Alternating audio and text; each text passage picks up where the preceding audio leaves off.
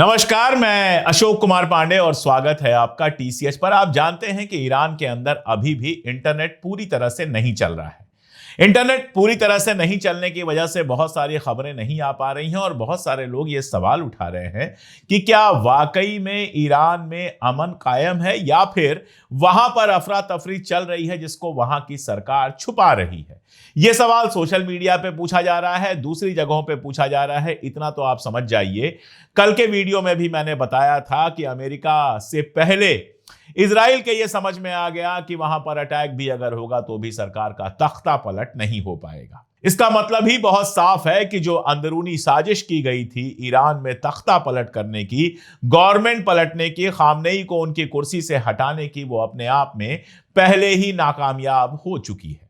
और उसकी नाकामयाबी के बाद ही अमेरिका ने फैसला किया कि अब हम कोई हमला नहीं करेंगे। लेकिन लोग सवाल तो पूछ रहे हैं। आप ये देखिए कि जो शाह रजा पहलवी है वो भी एक वीडियो जारी कर रहा है, उसकी भी बात करूंगा। लेकिन हमारे दोस्त और कुम में रहने वाले सैयद आकिब जैदी साहब से हमने एक बार कहा, हमने इल्तजा की कि कमरे के अंदर से तो आपने हमें बहुत डिटेल में बताया था कि ईरान के हालात क्या हैं, कमरे के बाहर जाकर जरा सड़कों का नजारा दिखाइए कि अभी वहां पर क्या चल रहा है। वहां से लाइव हमें दिखाइए कि सड़क पर क्या चल रहा है, लोग किस तरह से निकल रहे हैं, गाड़ियां चल रही हैं कि नहीं चल रही हैं, कर्फ्यू लगा है कि नहीं लगा है, तमाशा वहां पर हो रहा है या नहीं हो रहा है, ये सब जरा सड़क पर आकर दिखाइए, आउटडोर आकर दिखाइए। तो उन्होंने बड़ी खुशी के साथ कहा कि इंटरनेट मिलते ही मैं ऐसा करूंगा। और देखिए, जुमे के रोज उनको इंटरनेट मिला और कल शाम को उन्होंने, देर शाम को उन्होंने वहां का एक वीडियो, वहां जाहिर है हमसे कुछ घंटे पहले होता है, तो जब यहां देर शाम हो चुकी थी तो वहां रोशनी थी, सड़क पर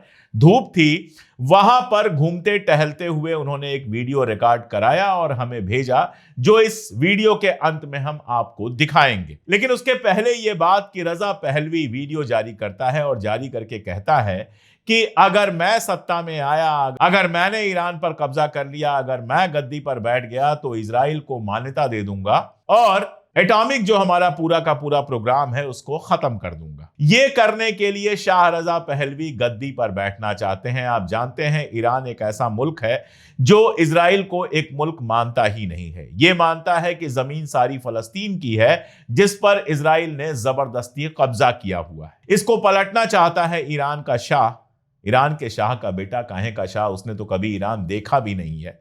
बचपन में देखा है, तब भगाया गया था, उसके बाद से आज तक कभी वो ईरान आया ही नहीं है।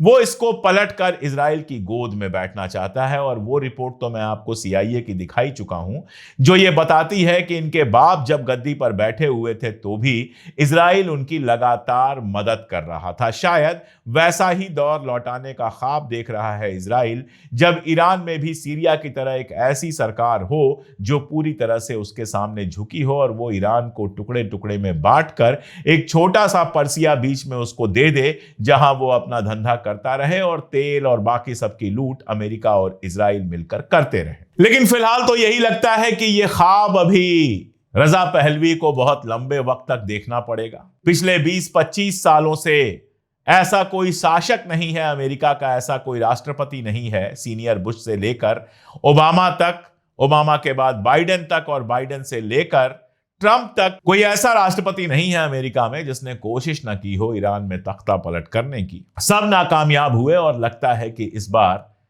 ट्रंप को भी कामयाबी मिलने वाली नहीं है। अरब मुल्कों के भीतर भी एक खदबदाहट है इजराइल को लेकर। जिस तरह से इजराइल एक के बाद एक मुल्कों पर कब्जा करता चला जा रहा है, सऊदी अरबिया, टर्की और इजिप्ट जैसे मुल्कों को यह लगता है, और ओमान और कतर जैसे मुल्कों को भी यह लगता है कि अगर ऐसे ही इजराइल बढ़ता रहा तो एक दिन अरब वर्ल्ड में किसी और मुल्क की कोई हैसियत बचेगी ही नहीं। इजराइल किसी की भी जमीन पर जब चाहेगा तब कब्जा कर लेगा। तो अरब मुल्कों के अंदर भी हरकत दिखाई दे रही है। दुनिया में भी ऐसा नहीं है कि ट्रंप को बहुत समर्थन मिल रहा है।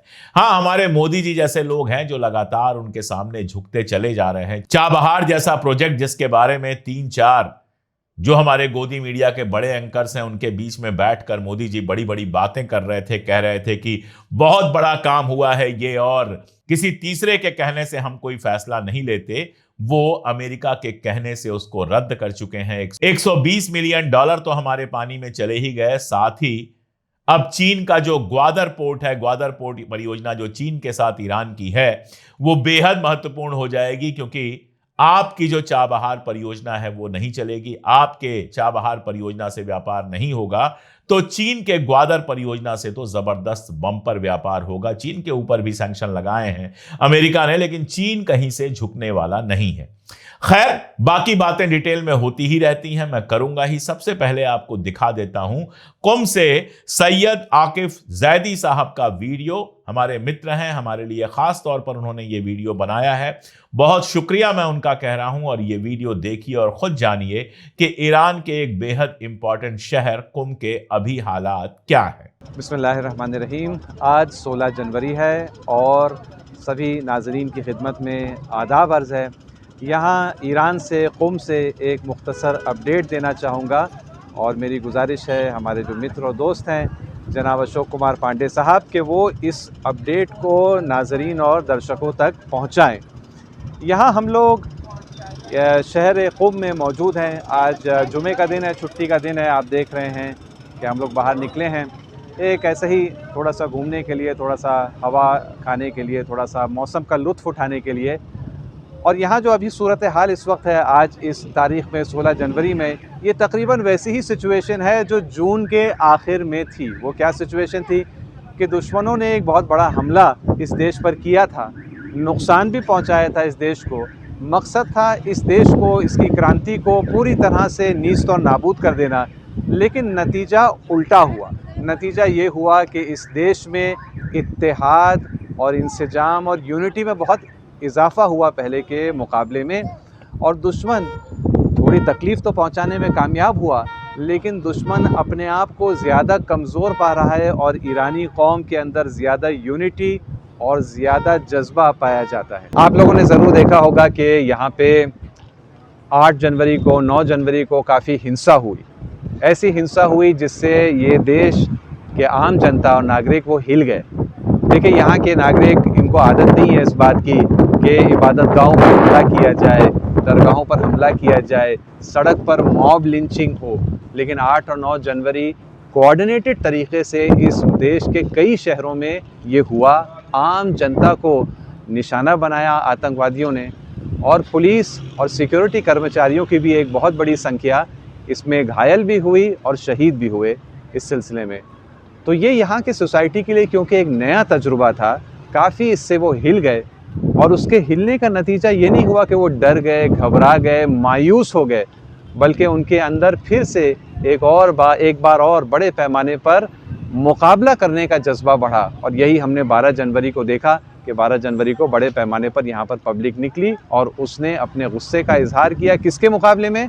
दुश्मनों के मुकाबले में, अमेरिका और इसराइल, इनके मुकाबले में अपने गुस्से का इजहार किया। अलबत्ता यहाँ पर इसमें कोई शक नहीं है कि यहाँ पर आर्थिक एक मुश्किल है, और वो महंगाई का प्रॉब्लम और मुश्किल यहाँ पर पाई जाती है। लेकिन ये मुश्किल, जहाँ यहाँ की जनता चाहती है कि इस मुश्किल से सरकार निपटे, और सरकार पर यह एतराज़ भी करती है कि आपने इस मैटर में मिसमैनेज किया है। आज भी एतराज़ यहाँ की जनता का है, लेकिन वो समझती है कि ये एतराज़ अपनी जगह, लेकिन इसका मतलब ये नहीं है कि हम आतंकवादियों को इस बात की इजाज़त दें कि वो आए और इस देश में जो चाहे और वो करें। अब सबके जहन में ये सवाल है कि आगे क्या होगा। तो जैसे मैंने ये अर्ज़ किया, इस वक्त की स्थिति जून 2024 के आखिर की स्थिति से बहुत मिलती हुई है कि दुश्मन ने एक आक्रमण किया ईरान पर, लेकिन वो उसमें नाकाम हुआ, मुँह की खाई। और ईरान में गरचे कुछ नुकसान हुआ, लेकिन ईरान में ताकत और पहले से ज़्यादा बढ़ गई और दुश्मन घबराहट और बौखलाहट का शिकार है। तो इस एतबार से स्थिति अभी की और जून 2024 की बिल्कुल मिलती जुलती है। लेकिन एक फ़र्क के साथ, जब हम इस स्थिति में जून 2024 में थे तो ये तय हो गया था कि इस वक्त जंग जो बड़े पैमाने पर असलहे वगैरह की है वो रुक गई और आगे अभी चंद दिन तक नहीं बढ़ेगी। लेकिन आज के दिन, हम जब ये आज 16 जनवरी को रिकॉर्ड कर रहे हैं, तो ये फ़र्क है कि इसका इम्कान अभी भी पाया जाता है। दर हकीकत वो एक दुविधा में है अमेरिका और इसराइल के करें क्या। वो उन्हीं ने जो अभी इस बार कोशिश की आतंकवाद के ज़रिए यहाँ पर बदइंतज़ामी पैदा करने की, वो नाकाम हो गई। लेकिन उनके अंदर वो जज्बा और ख्वाहिश इस देश को तबाह करने की, वो तो अपनी जगह बाकी है। इसलिए इस बात की गुंजाइश कि वो फिर कोई कोशिश करेंगे, इससे इनकार नहीं किया जा सकता। और इसलिए इस पूरे क्षेत्र में, पश्चिम एशिया के क्षेत्र में अभी भी तनाव बना हुआ है और आए दिन मुसलसल खबरें आ रही हैं कि ये हमला होगा, वो हमला होगा। देखिए, अगर आप लॉजिक और मंतिक की निगाह से देखें तो इस वक्त अमेरिका और इस्राइल की पोजीशन नहीं है बड़े पैमाने पर आक्रमण करने की ईरान पर। क्यों? क्योंकि ईरान में पलटवार करने की क्षमता और ताकत पहले से भी कहीं ज़्यादा है। जून में जितनी थी उससे भी कहीं ज़्यादा है, चाहे वो टेक्नोलॉजी के एतबार से हो, चाहे यहाँ की जनता के इत्तेहाद के एतबार से हो, बहुत ज़्यादा ताकत हो गई है। और इसीलिए हम देखते हैं कि पहली बार अब ईरान के कुछ ज़िम्मेदार, कुछ बड़ी पोजीशन के लोग ऑफिशियल तौर पर ये बयान दे रहे हैं कि हम अपने आप को महदूद नहीं समझते, कि सिर्फ जब हम पर अगर कोई हमला हुआ तो हम जवाबी कार्रवाई करेंगे। अगर हम देख रहे हैं कि हमला होने जा रहा है, हो सकता है हम कार्रवाई कर जाएं। ये यहाँ की ताकत और कॉन्फिडेंस की निशानी है। तो अगर लॉजिक के एतबार से देखा जाए तो हरगिज़ इसका कोई चांस नहीं है कि अमेरिका और इस्राइल इस वक्त आक्रमण करें बड़े पैमाने पर ईरान पर। लेकिन हकीकत तो ये है, कड़वा सच ये है कि अमेरिका और इस्राइल लॉजिक के दायरे से काफ़ी अरसा पहले ही बाहर निकल चुके। अब उनसे ये उम्मीद और तवक्को नहीं की जा सकती। घबराहट उनकी इतनी ज़्यादा है, बौखलाहट इतनी ज़्यादा है, उनका मिस कैलकुलेशन बार बार इतना होता है। अभी जून की जंग में देखा, अभी ये मिस कैलकुलेशन देखा, इतना ज़्यादा होता है कि जितना आगे हम बढ़ता जा रहे हैं, हमको इस बात का संदेह बढ़ता जा रहा है, इस बात का इम्कान बढ़ता जा रहा है कि पूरी तरह से गैर मंतकी तौर पर, पूरी तरह से इलॉजिकल अंदाज से वो पेश आएँ और इसलिए हमले का भी इम्कान बढ़ जाता है। बहरहाल ये मुकाबला जो 1979 से शुरू हुआ और जो 7 अक्टूबर 2023 से उसने और तेज़ी पकड़ी और शिद्दत पकड़ी है, ये मुकाबला भी जारी है। और आगे देखिए क्या होता है। ईरान की जनता, ईरान की हुकूमत इस वक्त पूरी तौर पर अपने आप को मजबूत महसूस करती है हर किस्म के चैलेंज का मुकाबला करने के लिए।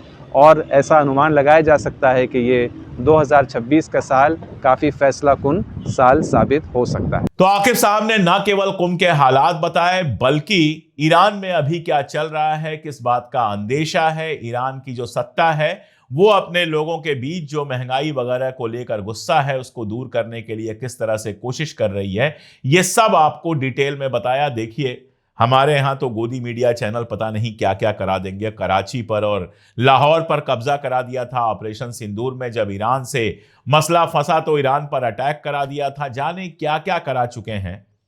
मेरी कोशिश ये होती है कि मेरे जो सोर्सेज वहां पर हैं उनके सहारे मैं आपको सच बताने की कोशिश करूं। जिस समय कुम के भीतर एक शानदार जुलूस निकला था सत्ता के समर्थन में, खामनेई के समर्थन में, उस समय भी जमीर साहब जो हमारे दोस्त हैं वो एक वीडियो लेकर आए थे उस भीड़ के बीच से। हम उनका भी शुक्रिया अदा करते हैं, उन्होंने लगातार ईरान के हालात पर हमें अपडेट किया।